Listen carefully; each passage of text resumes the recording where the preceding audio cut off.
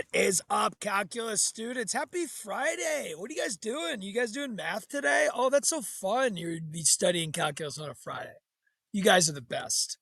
I appreciate all the efforts. No, I'm just kidding. Of course, you're not doing calculus on a Friday, but maybe you're going to start on Monday next week. Maybe you're going to start on Tuesday. Maybe you're going to start on Wednesday. That's fine. Just don't wait till next weekend. Um, when you start, I want you to not forget about the basics, okay? Don't forget about the basics. What is calculus? We are looking at how something's changing. If you want to know how that's changing, you look at its rate of change, its derivative. If you want to know how rates of change are changing, you look at its rate of change. We started by looking at functions, just y's. And we said, hey, how are your y's changing? Oh, what are your y's changing per x? Oh, how are your y's per x changing? How are your y's per x changing? Or your y's per x squared? And this is really like the idea once we get to like position, feet, velocity, feet per second or meters per second, and acceleration, feet per second squared. Remember that.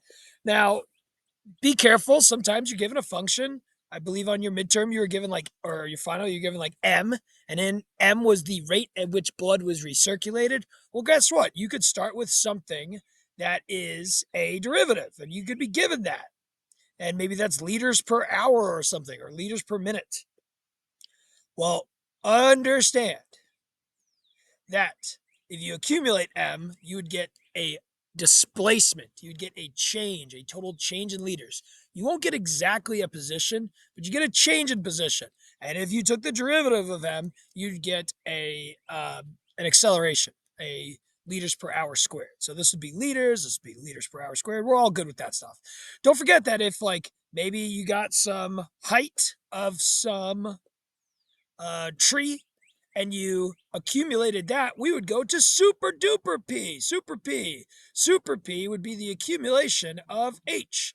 And that would be feet times seconds. So it'd be feet seconds. And this is a very key thing if we remember, like, what is an average velocity?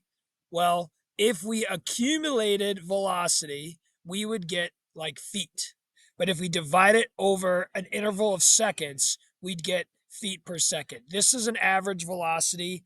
This is not an average acceleration.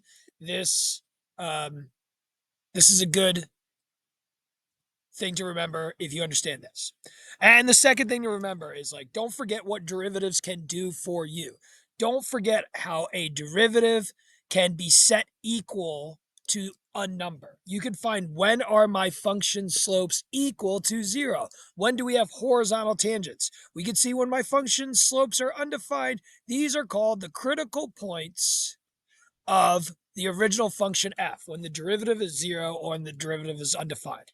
You could also find when like my slopes of f, when f is increasing by 3 watts per x. You could set up equations with derivatives. But what we like to do mostly in this class is understand how our derivative and its signs tell you whether or not your original function is increasing or decreasing.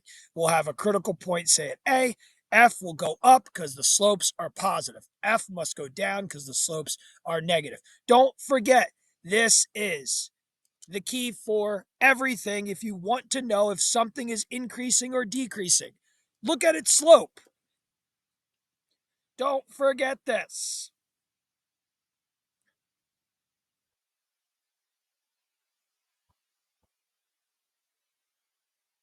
Know that this could be applied elsewhere, like, hey, when is your rates of change increasing or decreasing? Well, your rates of change will increase or decrease based on the sign of its slopes. You can look at a second derivative sign analysis to tell when the first derivative is increasing or decreasing. And we also know that that's telling us about the original function's curvature. Okay, these are all very important things. Find critical points, examine the signs around your critical point. That way you know that at x equals a you have a max. Here at x equals b you have a point of inflection. Slopes, derivatives, rates of change. And don't forget, when you accumulate, you are going to get a change in position. So the last layer, which we tried to bring in, is that if you accumulate your derivative over your interval, you're going to know how much your function goes up. You're going to know how much your function goes down. You're going to have the displacement of your function. You need to use a point known. Let's say f of 0 is 4. I would take 4, add that number to get f of a. I would take that. I could subtract. Hopefully we're good with that. Don't forget to add an initial value to an accumulation of a derivative, okay? So that's it. Don't forget the basics, guys. When you start up your preparations, which you are definitely going to start up sooner rather than later, okay? Because we need you to do well in the AP exam. We need you to not take this class again. Got it? Peace. Have a great weekend.